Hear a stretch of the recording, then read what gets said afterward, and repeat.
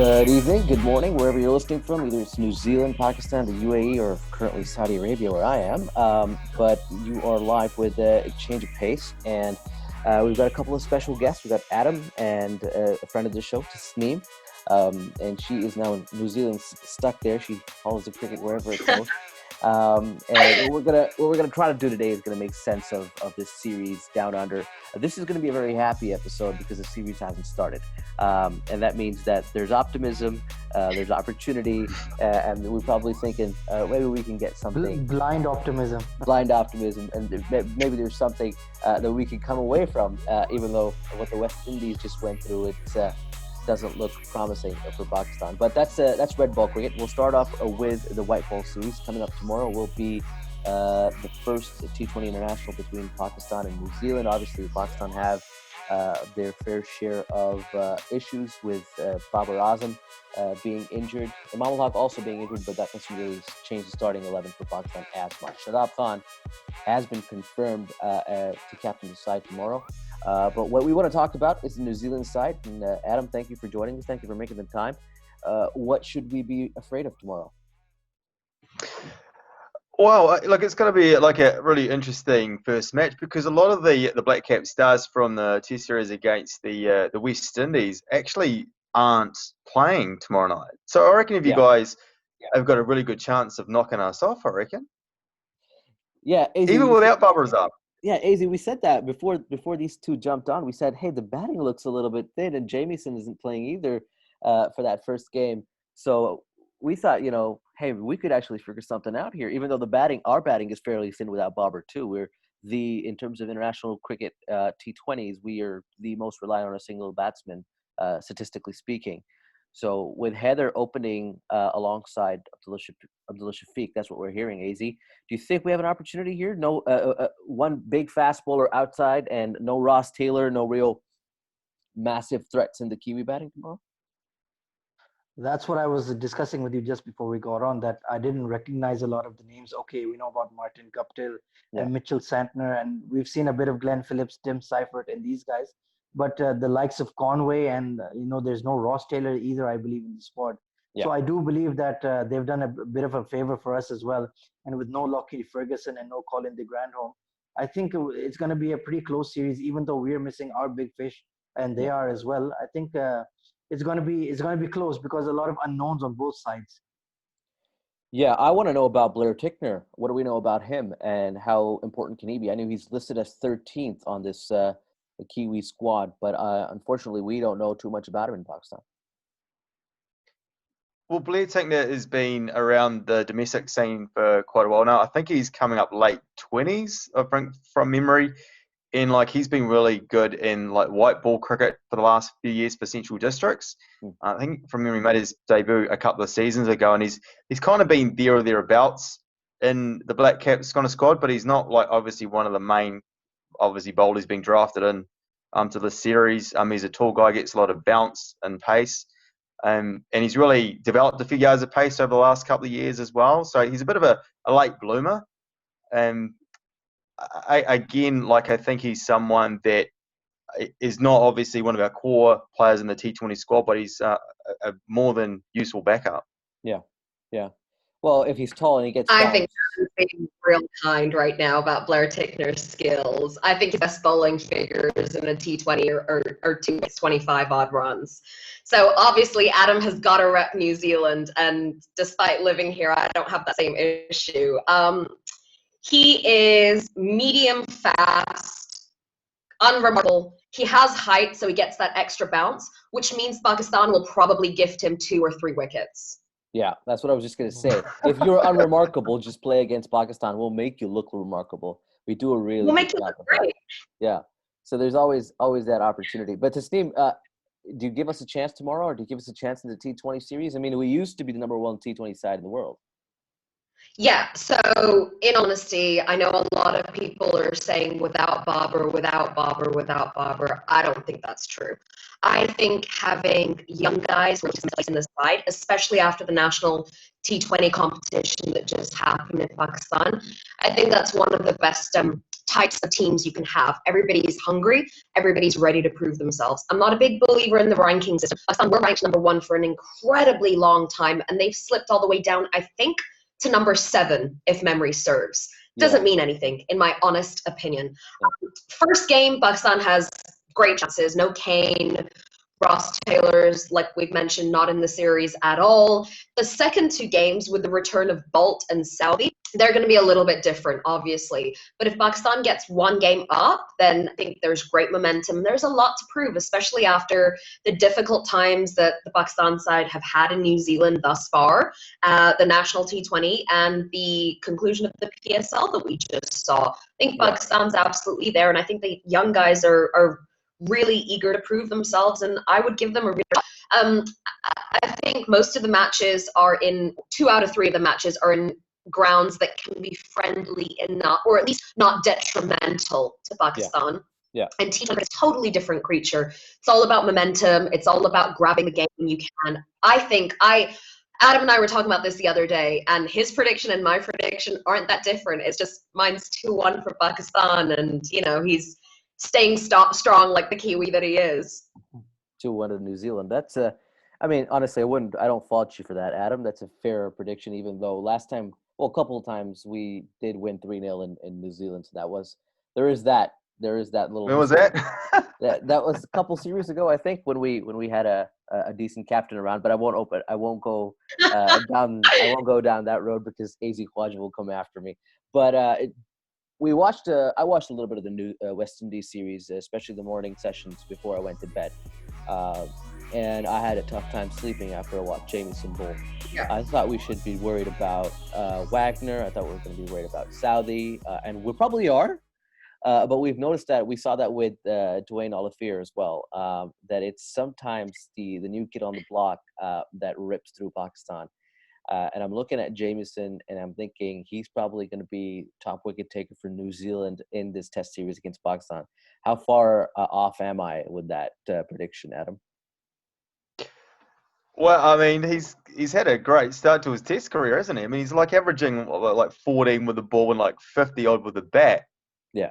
And he's been ripping up like domestic cricket as well. So he's in like some run of form. But the funny thing is, like, Trent Bolt's been a bit quiet, I reckon, over the last couple of tests. Yeah. So I reckon he'll be rearing to go and probably motivated to get some wickets under his belt, because in this test series, it's basically been Jamieson, Wagner, and Selby being the main wicket takers. Yeah. So I mean, look, Jamieson is a good shout. I mean, as Tasneem was talking about tall bowlers. I mean, Cole Jamieson's 6'7". Wow. And he gets a lot of bounce. But the impressive thing for me watching him against West Indies is getting the ball to swing all over the place. He is, both ways as well. Yeah, and then it's his bounce as well, and he's bowling at a good pace, like 140 an hour up to. Yeah. So yeah, he's got the ingredients of being a really difficult proposition for the Pakistan batsman. However, like one of the test matches is at the Mount, and like I think it was the last year against England, the pitch was actually a little bit slow, so it actually might not suit him. Yeah, I hope so. I mean, that's the thing. That's the question that I actually had for you, AZ, the pitches, because it seems a bit of a Trojan horse. They're lush green pitches, and then New Zealand win the toss, and they're put into bat by the West Indies, and then it just doesn't. There's just nothing to show for it, especially after that first session. Now, you probably watched that interview with Misbah Haq and Ramiz Raja last night.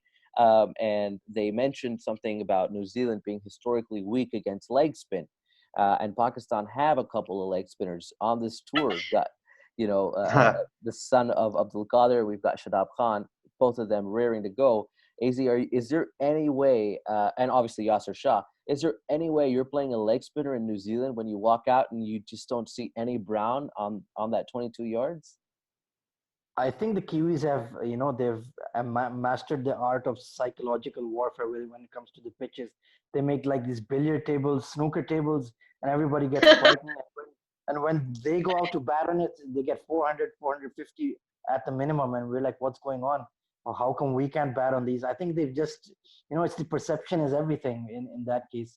And about Kyle Jamieson, I mean, the amazing thing about this Kiwi squad is they have Neil Wagner, who's about what 5'10", 5'11". He's supposed to be skinny, but he bowls short to you. And Kyle Jamieson is 6'8" and he swings the ball. So it's like a complete mental, it's an absolute nightmare. They're complete opposites of the prototypes you'd expect. Plus, like Adam mentioned, Trent Bolt is due for some wickets, and who better than some Pakistani bunnies lining up on a green track? We have it all in. We have it all in to do in the Test series, especially with Babar with his fiddly thumb not working 100%. So Yeah. The white ball we might sneak a series, but the Test cricket, the red ball game looks a very tough mount to climb, as Adam mentioned. Oh, nice little pun I like there. what you did there. Nice little pun there. Puns are coming out. Tasneem, are we playing a leg spinner against New Zealand? Is there a chance? I'm playing 2 at Mount Maunganui, actually. I'm playing 2. So the green pitches are merely green on top, actually. Yeah. And once that grass shape gets a little bit of wear, it's nice and hard underneath. The Yeah. other thing is that the overhead conditions really matter in New Zealand. What we witnessed happen to the West Indies was partly because the West Indies are not in the same sphere as the Black Caps. That has to be said. But after that, the overhead conditions played a massive factor. And I spoke to Tim Southey after Seddon Park, and he talked about the wind assisting his swing, his outswing at Seddon Park, and that's what we watched. So we had a mixture of the pitch conditions, which, like you guys said, it's a Trojan horse. These are the ins and outs of playing cricket in diverse grounds all over the world, is knowing these intricacies. So what I've seen this is now my second season covering in New Zealand, that the pitches aren't necessarily a Trojan horse. It's a matter of getting to know them. The weather in this country is even more goddamn variable than where I came from in England, even more so. So I can wake up and legitimately go through 4 seasons in an entire day. Wow. When you have a toss, the weather is one way, and I swear to God, within about 30 minutes, it can either rain, you can have thunderstorms, or it can heat up by 5-6 degrees, and all of that makes a big difference to the pitch conditions, as we all know. So Mount Maunganui is an interesting one. Adam mentioned that last year when we watched the England tour, it was really slow. It was almost UAE-esque, and 2 leg spinners in the UAE. Yeah. So that's what I would do. It's also Boxing Day. It's a time of year that the weather is really going to be up as well. We're probably going to be knocking on the door of 30 degrees. And I know you guys are from a far hotter part of the world than we are. But 30 degrees that's is our hot. winter. I know. Yeah. I know. I was talking to my mom this morning, and I was like, "Fi shadid garmi hai," and she was like, "Well, what do you mean by that?" And I was like, "Mom, it's 3 degrees." And she was like, "Okay, so for the Pakistan guys, it's probably winter in Lahore, but it is. But the pitches dry up. I think at the Mount, maybe 2.5 days in, you're looking at king. All right, Tell me which 2 leg spinners you're playing then. I mean, Yasir Shah, and actually I'd probably take Shadab for necessary batting, in all honesty. I would use Haris Sahel as a bowler as well. I know it's out of Azhar Ali too. Yeah. Nothing wrong with part-timers. Out of the world, Mitchell Santner is considered a frontline spinner. So if that is the case, I'm Sahel and Azhar Ali. I've seen Azhar Ali take 5 wickets in English county cricket. So I'm absolutely happy with that. I love it when people compliment Azhar Ali. I think it's my favorite part of any cricket show. One of my favorite cricketers around in the Pakistan circuit.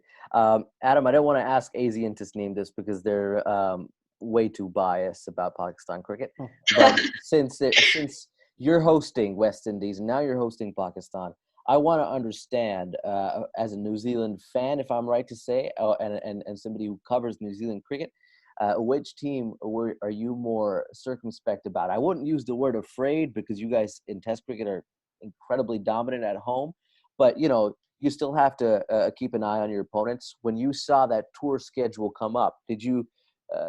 Which team were you like, this is going to be easy. We're going to win a couple Test matches by an innings each, and the other one you were like, if somebody shows up, we might have a problem. And so, you know what I'm hinting at here, but I just want to hear it. What team were you more worried about when you took a look at your tour schedule this summer? Oh, easily Pakistan. I mean, West Indies were always going to hammer. Yeah. But as Taz said, New Zealand's historically been a little poor against leg spin. And this time around, the first test is at the Mount, and as he said, there's going to be a dry track possibly. Yasir Shah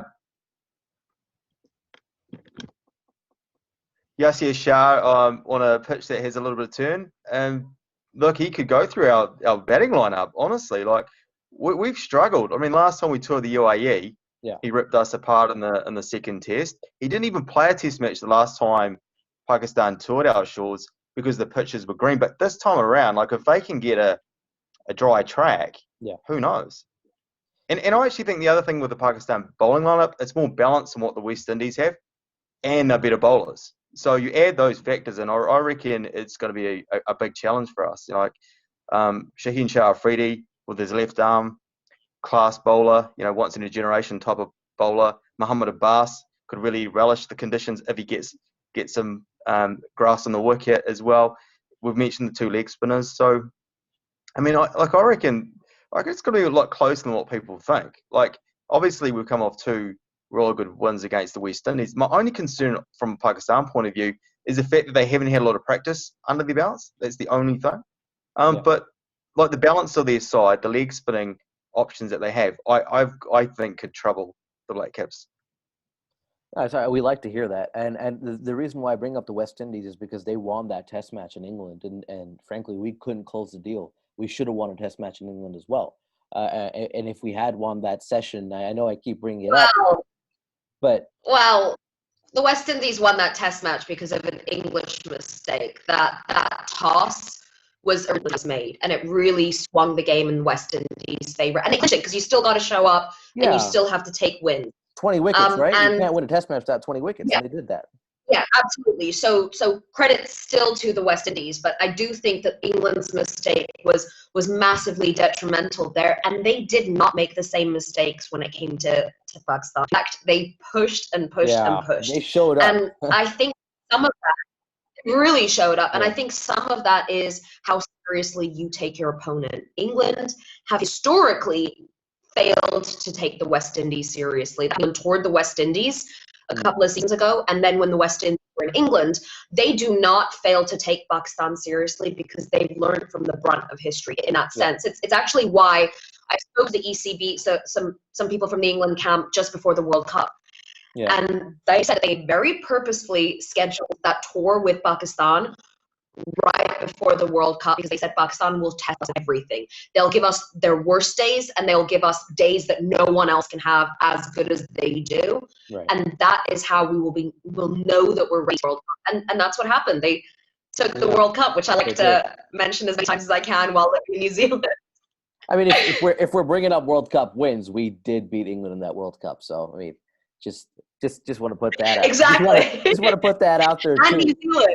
And New Zealand. And New Zealand. We should have beat Australia. We did beat South Africa as well. But I want to talk about. And we West Indies. So who even understands cricket? Yeah, that first game was horrific. Just a short ball. Joe Russ had just one of those games, didn't he? Yeah, he did. Yeah, he did. I mean, he made the game. And then he did play a game for the rest of the tournament. Basically. Exactly. Yeah. He lived the whole way through. And he turned the game into a T20 match because the innings was done in 30 overs. That first innings was about 30, 35 overs, and he's just incredible in that shorter format. But I wanna talk about cricket and COVID. Obviously, it's a sensitive topic as well because there was a lot of That sounds like an Amazon Prime series, mini series, Cricket and COVID. Cricket and COVID. Cricket and COVID. The inside story. Yeah, it could easily be one, But what I wanted to bring up is something that I wasn't upset about, but I was definitely wary about. Is obviously there were issues with the protocols with the Pakistani players, and I read into them, and a couple of them were about, standing outside the other person's hotel room and having a conversation, which, pre-COVID sounds like, what the hell, what's up with this? But I mean, how is this possibly a breach? But during COVID, it is. There's no taking away from that, right? That's just a fact of the matter. Obviously, the conversation around it, especially when you put into perspective what's happening now in the Big Bash and what happened in England and South Africa, it seemed a lot more dramatic. It seemed a lot more. I would even go as far as saying blown out of proportion. I mean, Chris Lynn, I think is a gentleman that is still in the bubble after that serious breach. And England were the England gentlemen were playing golf, and then refused to play the series themselves, which is bewildering to me. But the point that I'm trying to make is maybe I've got a literal green shirt on right now, so I'm not the most impartial to speak on this. But what would you say, Adam, about those protocols? And do you think it was a serious red line that we crossed, and the way it was reported as well? I know it's a bit controversial, but I just want to understand how far in the deep end I am in terms of Pakistani propaganda. Yeah, look, I just think it was blown out of proportion. I mean, let's be honest. I mean, they're only just socializing between players. You know, they weren't going outside the bubble. They weren't, I don't know, hanging out with the general public or whatever. I mean, you know, they're inside the bubble. They're socializing with the players. What else are they supposed to do? You know? Yeah. In all honesty. It is a tough one. And the other consequence, AZ Khwaja, I'll go to you, and then Tasneem, I want to really hear from you on this, is injuries. And before the recording, Tasneem mentioned that it happened with the West Indies, and it clearly happened with Pakistan. We're lucky to have Shadab Khan tomorrow because he had that a groin strain as well. AZ, what do you make of the way the tour is structured so that the touring team actually has an opportunity already against an extremely dominant side at home?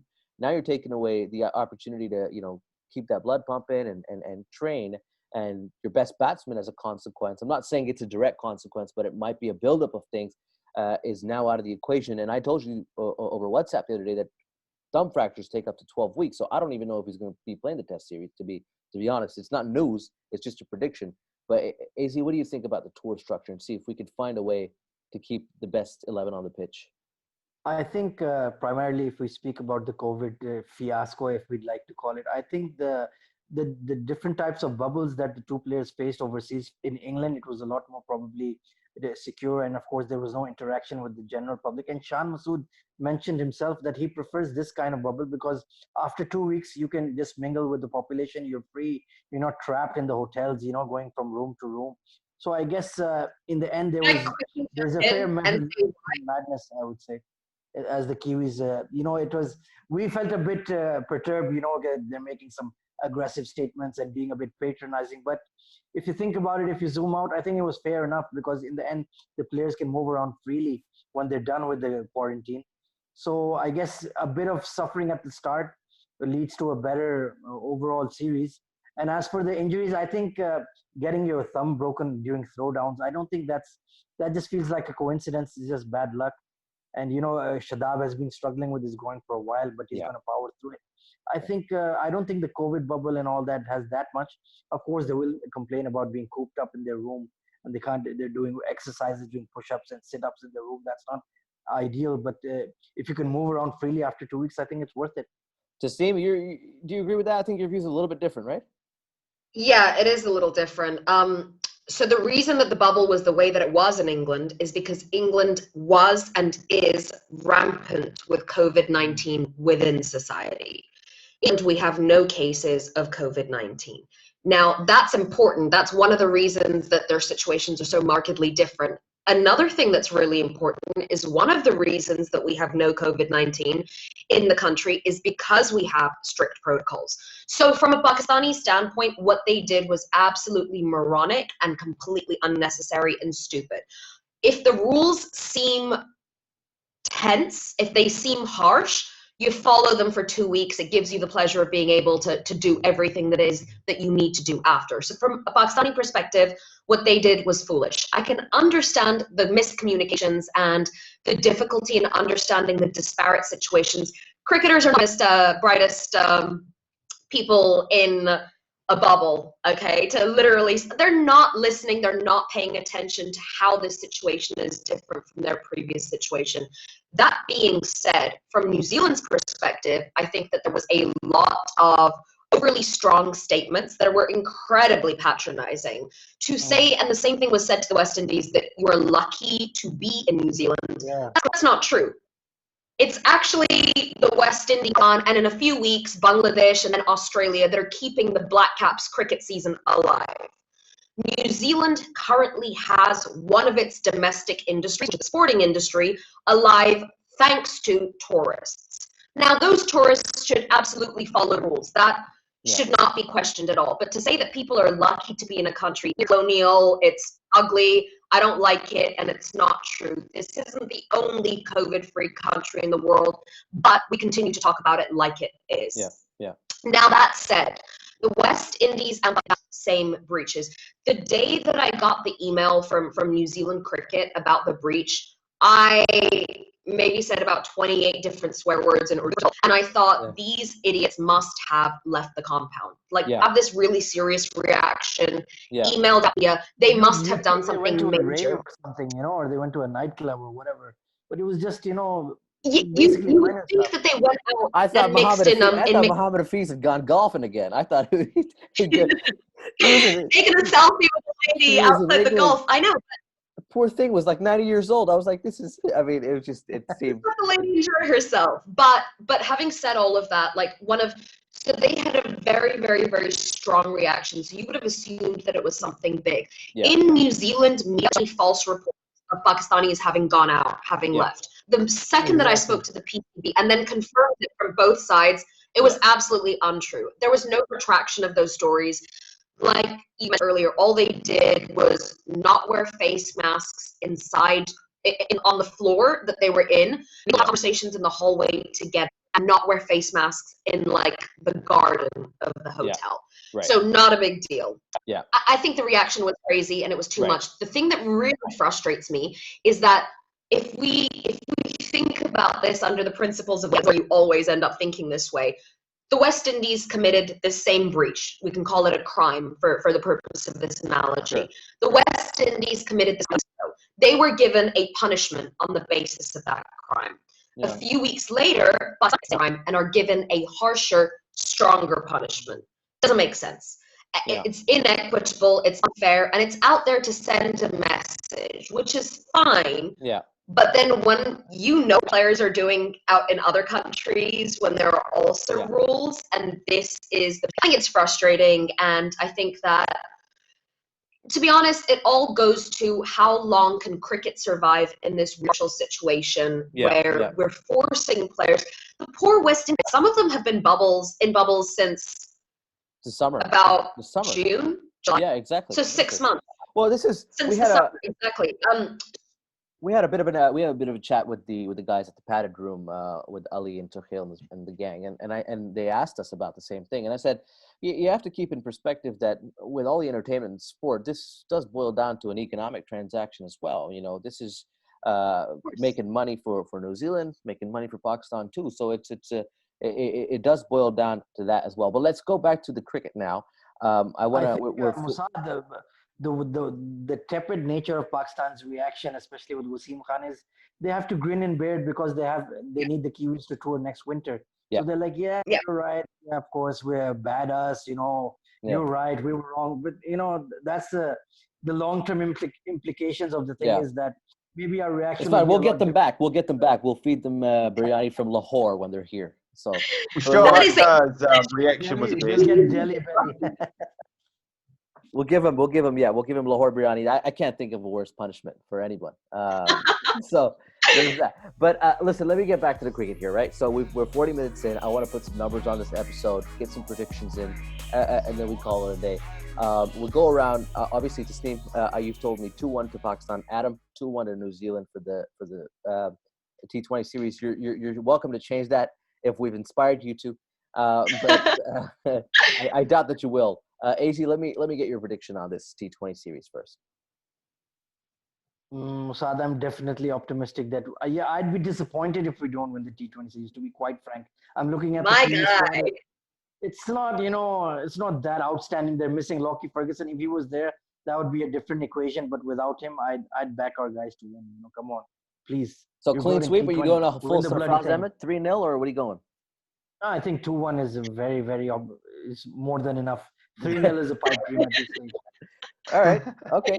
Fair enough. Now let's move to the red ball cricket. That's where things get really, really frightening for Pakistan. I think to say, I want to understand if you guys can give me 2 names each. So 2 names from New Zealand and 2 names from Pakistan that really you think are going to change the outcome of this test series, followed by a numerical prediction. Tasneem, we'll start with you. Test series. Yeah. I strongly suspect that if Kane remains on maternity, Devin Conway will get his Test debut, and then he will be a game changer. I think Kyle Jamieson is going to carve up. I've really been enjoying. Adam's dad is obsessed with Kyle Jamieson. I'm with him. I totally understand why. There's a whole name in the house for the big guy. So I'm a big fan, and I think that the big guy is going to be fantastic. So those are probably my two picks. Yeah. I mean, we all know the class teams that always do what they do, and it's the reason that the Black Caps are so strong and have been so strong, particularly at home. Yeah. If you'd like to hear my prediction, I am full to the brim of optimism at the moment. If Bobber plays, I think it's a 1-1. 1-1 is on, guys. Wow. 1-1 is on. But it's dependent on Bobber getting to play. Okay. Yeah. I'll take that. Mount Maunganui. So what about your two Pakistani players? Obviously, Bobber is one of them. The other one? Let's think. I think Yasser is probably, at least for the first test, Yasser is going to be incredibly important. I also feel he's feeling a little flavor. He needs to make a show of things and really kick on with a little bit of what he did. I think that's his time. Yeah, I think that's a fair shout. Adam, two New Zealand players, two Pakistani players, and a prediction. Can I add Shaheen to the mix too? Yeah. We can. The Pakhtun passion. We're cool with that. I'm gonna say Ross Taylor because he's been really awful in Test cricket over the last 10 innings or so. Like he's averaging like 30 or something around that mark. So I reckon he's got to bounce back, and he's actually got a pretty good record against Pakistan. Yeah, so I'm gonna go pretty Ross Taylor. good. He's a nightmare for us. Pretty good. He scores double hundreds for fun against us. Understatement. Yeah. Now the second player is probably Trent Bolt because I think he hasn't been lacking form, but I mean the other three guys have basically been in the headlights for the last couple of tests. So I reckon Trent Bolt. I reckon he's due. Yeah, that's fair. What about from the Pakistan side? Pakistan side, well, it was Babar Azam, but we don't know whether he's going to be playing in the Test series, which is a shame. Hopefully he plays. Yeah. Because I think the series will lack something if he's not there. If it's not Babar Azam, Azhar Ali. Okay. He got 100 in England. We know that he was out of form before that series, and that 100 came kind of at the right time in his career. So I reckon Azhar Ali. Now, in terms of the bowling front, Taz has just mentioned Yashir Shah, who's one of my favourite bowlers. So I'm not going to agree with her. And like Taz, I reckon he could get a big bag of wickets at the Mount. Like if it's a dry track, New Zealand and leg spinners. But I'm going to say Shaheen Shah Afridi just be different. I mean, yeah, you're being different, but if you speak to most Pakistanis, they would agree with you with Shaheen. They actually would probably back Shaheen to be our top wicket taker in the Test series, probably in the T20s as well. AZ, I can predict some of your answers, but I still want to hear them. Wait, Adam, let me know what your series prediction is first. You're going to be surprised about this. Okay. 1-1. 1-1. You're going to drop a Test match to Pakistan at home. I worked on this, okay?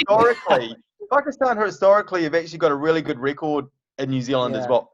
Outside of that last series, like in 2016 last tour? Yeah. So we dominated you guys in Christchurch, but you guys actually fought quite hard in that match. And then at Seddon Park, you guys could have got away with the draw before, Neil Wagner's kind of spell on the last. I think they lost 9 wickets in a session. So, I mean, you guys have always done well against us historically over here. Yeah, that is true. And the thing is, like that series in 2016, you guys came here as the number 1 Test ranked side in the world. And that series win by us was the thing that kind of got us that momentum and made us kind of, since then, we've been kind of near unbeatable at home. So, I'm going to be optimistic for you guys. I'll probably win a few more fans now. Yeah, definitely. I mean, I think for a Kiwi to come out and say that Pakistan are going to win a Test match with this side. Guys, credit where credit is due, okay? Yeah, the Tasneem brainwashing is working internationally, I see, not just in England. Greenwashing. The greenwashing. Pakistan have always been my second team, like always have growing up. So Yeah. I mean, actually, I've heard that from a couple of Kiwis, so that's a fair shout. I mean, we There have are parallels from the 90s Pakistan and New Zealand side. There are such parallels because guess what? yeah, New Zealand was my second team growing up as well. So yeah. Yeah. Fair enough. I think that's a good call. I like where this conversation's going because I want us to win a test match in New Zealand as well. I thought we were going to win the test match in England too. AZ, let me hear your 4 players, 2 from each side, and give us a prediction. Saad, the formula for winning overseas for Pakistan has always been our bowling. We knock the other team out for like 180, make 300 in response. Then you skittle them out for like 220 and you have a small chase. So that's basically going to be our formula if we're going to have any success in New Zealand. So I'm going to say Shaheen and Abbas. They're the ones who are going to win us the test. The batting is not going to click. Even with Babar there, I'm not expecting a 300 score throughout the 4 innings, to be quite honest. But it's going to be the two new ball boys if they get it done. And if we take our slip catches, no such a peak there. So that's going to be an issue with the slip coordinator. Of course, Babar with his dodgy thumb is going to be another issue. It's going to be the fast bowling who gets us anywhere. And for the Kiwis, I think Kyle Jamieson, the hype is real. The guy is 6'8". He can bowl short. He can pitch the ball up and swing it. So that's an absolute nightmare for us. We're not going to be able to play him. And of course, in the batting, there's Ross Taylor, our old enemy. He's always lifted his game somehow against Pakistan. So I'm expecting him to have another good series and turn his poor form around, as Adam mentioned. So you're going 2-0 New Zealand, aren't you? I don't want to do a prediction for this one. I'd be stoked if we get a test match. It'll be incredible if we win. So you're telling me the most optimistic the Kiwis are playing? No, I don't think it's very difficult that we're going to win a test. So the most optimistic person about Pakistan on this chat is the Kiwi. He's being a good host. That's what we've come down to. He's just being a good host. Listen, thanks for coming on, guys. To Steve, Adam, both of you, it's been a pleasure. But one thing that we do on the show before we wrap up, especially with people that are not from Pakistan, Steve, I know you're kind of hashtag one of us, so you are allowed to answer this if you want to. I'm going to leave that up to you. But Adam, okay. You have to answer this. We usually ask who your favorite all-time Pakistani cricketer is. Shoaib Akhtar, without a doubt. Okay. Is it just the pace or is it the incredible personality? There's some monologue. It's a bit of all of that, isn't it? I mean, okay. Afridi was probably close second, and then Wasim and Waqar. Yeah. But yeah, I mean, Shoaib, it's the personality. I think it's all the controversy probably in his career, and I think the funniest thing about the COVID incident was his comments. I thought that was it kind of made my morning when I read what he said overnight. Yeah, he wears. And he's had some huge games versus the Kiwis as well in New Zealand and overseas. He's really, given them a bollocking, so to say, quite a few times with the ball. Yeah, I remember that spell in a one-day series where he got to 161 k's an hour. Yeah, I think he got like 6 for 10 off like 7 overs 12, or something. It's crazy. Yeah, it's actually not one of our more popular picks. Usually people go with Wasim, Imran, or some actually go with Saeed as well, Saeed Anwar. So Shoaib Akhtar, I think this is the first time he's been picked, but that's a fair pick. He's up there for me too. Tasneem, you want to have a go at this or? It is always and will always be Shahid Afridi. It will always be Shahid Afridi. Okay, yeah, that's a again phenomenal bowler. Changed the game, modernized it almost single-handedly at the time he did. What he did once upon a time has now become the hallmark for T20 cricket, and I think that it's just not talked about enough. I think he's phenomenal. Yeah. I think there needs to be a piece on this from you. I'm looking forward to that. But again, guys, great chat. According to this conversation, we are going to win 3 games of cricket in New Zealand, 2 T20s and a test match. So I'm certainly looking forward to this series now, starting tomorrow. This episode, you're probably going to be watching it on our Saturday. We will probably catch up with Tasneem and Adam after the series is done, after the test series is done. So until then, make sure you're on changeofpacelive.com for live commentary of the T20s and a day-by-day recap of the test matches. You guys take care. If you go to the games, send us your media, send us your photos and stuff. We'd love to have a look at them. Jump on a group chat. Exactly, jump on a group chat. Yeah, and thanks for joining us. Take care.